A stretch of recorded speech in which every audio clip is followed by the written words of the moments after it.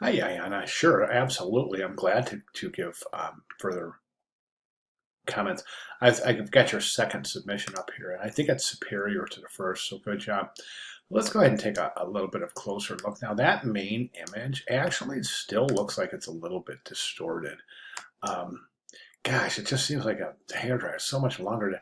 Just make sure that when you place that, if you resize it, just make sure you hold that corner bounding box with your shift key down so you can constrain the original aspect ratio of that of that image. So it still looks a little distorted. So I see some improvements in this area right here. This shape, this negative area shape right here, almost resembles that shape right there.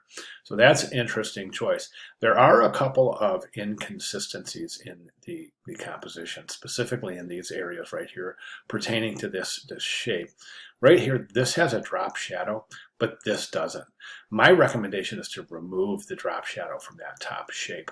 Also, these shapes seem to come to a point, right? But this doesn't come to a point, so I don't recommend that point be visible. I would just take that color all the way up there and then bring this color over here a little bit. So just so it doesn't indicate a point, as we don't see points here.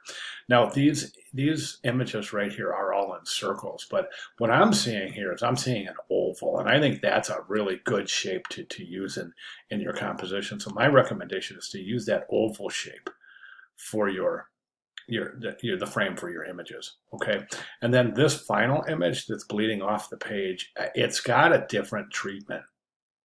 It's more oval, and it's got a drop shadow. So my recommendation is to keep it circular, just to not circular, but keep all of your images in that shape right there for consistency, and remove that drop shadow. The only other comment I have is you've got captions on two of the areas. That's great. You might consider setting those in italic. And then finally, the body copy itself is center aligned, and we don't want to do that. As a matter of fact, I don't want you to center align any type for the rest of this class. And the reason I say this is it's not good practice to just center align type, because you're doing two things. Number one, you're not adhering to the grid, because center alignment is exactly that. It's just placing the type centered. There's no point that really would show a good adherence to the grid in terms of alignment, because in center aligned type there really is no alignment. You've got rags on both right and left, and that further doesn't engage the negative space associated with the type, as well as in this particular scenario, I would recommend left align, right rag. Okay, I would turn off my hyphens in this short text box, and watch your rags. You want to adjust your rags. So those are my recommendations for moving forward. I think that it's a vast improvement. Keep working. We're getting there.